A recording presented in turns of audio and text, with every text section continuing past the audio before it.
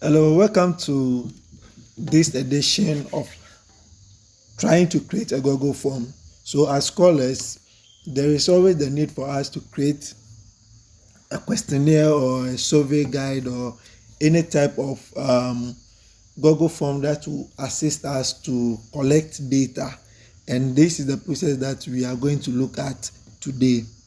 Um, the first thing you want to do is to open your Google Chrome, and it is important for us to um, make sure that our Google account is open. Without that, we can't use our Google Chrome. So you make sure you log into your Google account and type Google form.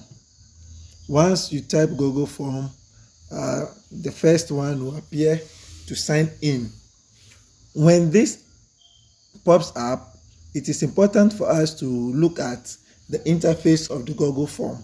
So on our immediate left, we have blank form, and then we have other forms of pre-generated templates. These are all very important, but they come with specific inbuilt informations that are already in there. We don't want that. What you want to do is to build our forms from the scratch. So we come to blank form, and then once you click on blank form, this will be the interface that shows up. And mostly what we are interested in is to try to build our form using all these informations that it provides for us. So we have first untitled form. We'd want to give a title to it. So for the purpose of education as educators, we would like to input let's say understanding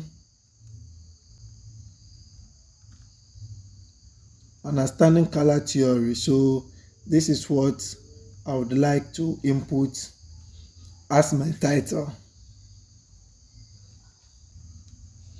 You would also like to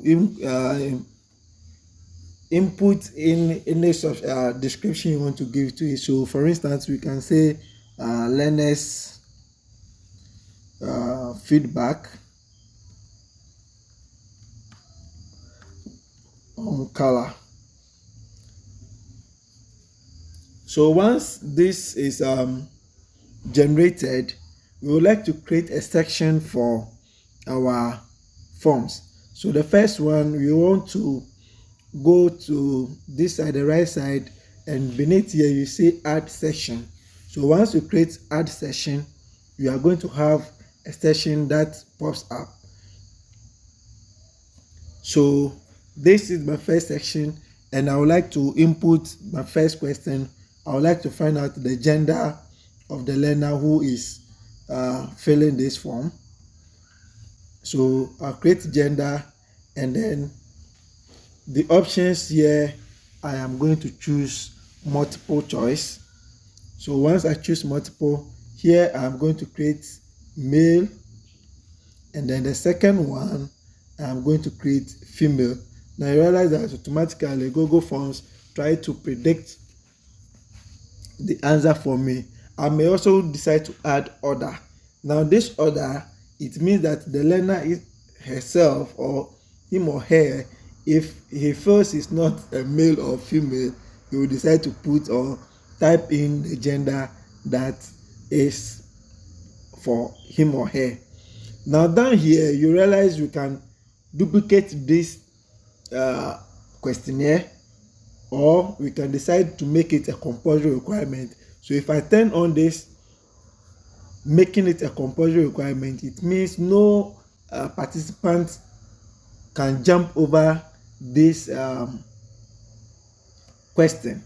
So basically that is what it's all about. We also want to look at more aspect of the participant background. So for instance, I'm going to add another one, and here I am going to put in the grade or class of the learner or class of participants.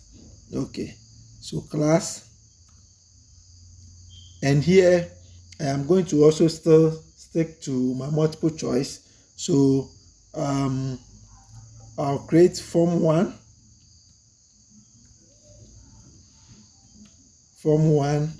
I'll add another one, form 2, and then I'll add another one, form 3. So for this one, I don't really think I need to make it compulsory for the learner to tell me his or her form. But in case I want it to be a compulsory question for the learner to, or the participant to answer, then I'm going to toggle this one to create it, to make it a compulsory one. Then we move on to the second session.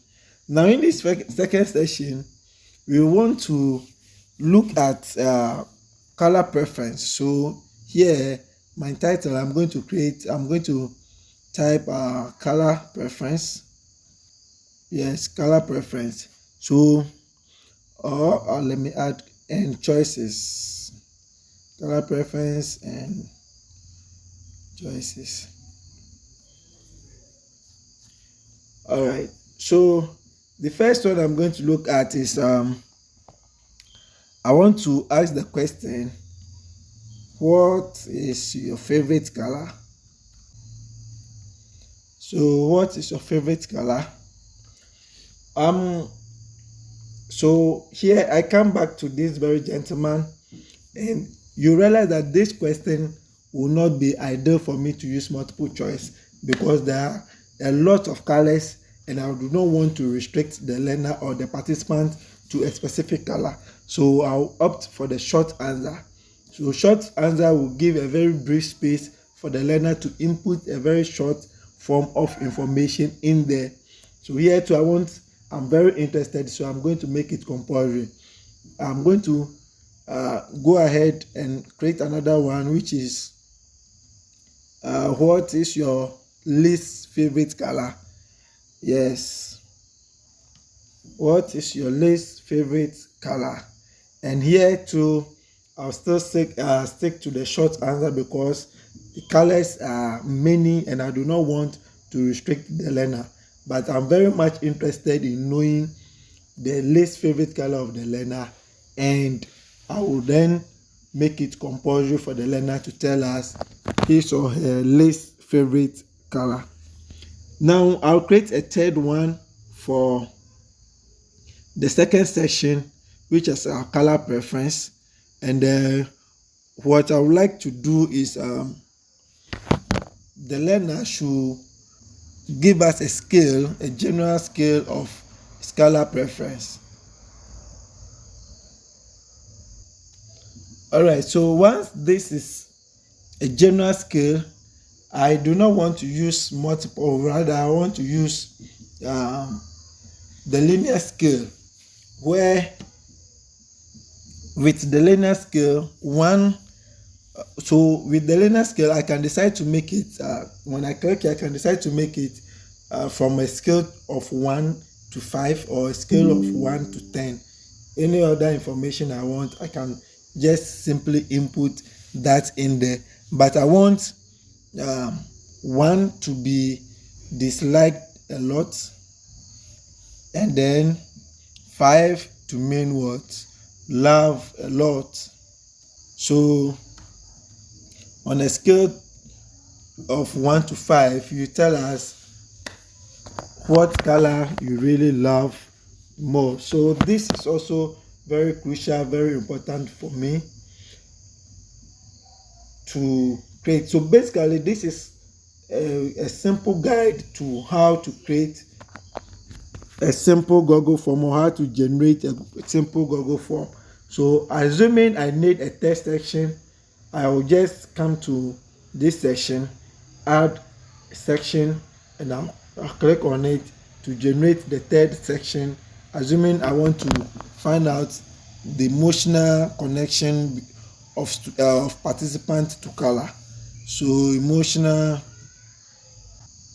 to color, and I can then go ahead and generate other instruments for learners to participate in.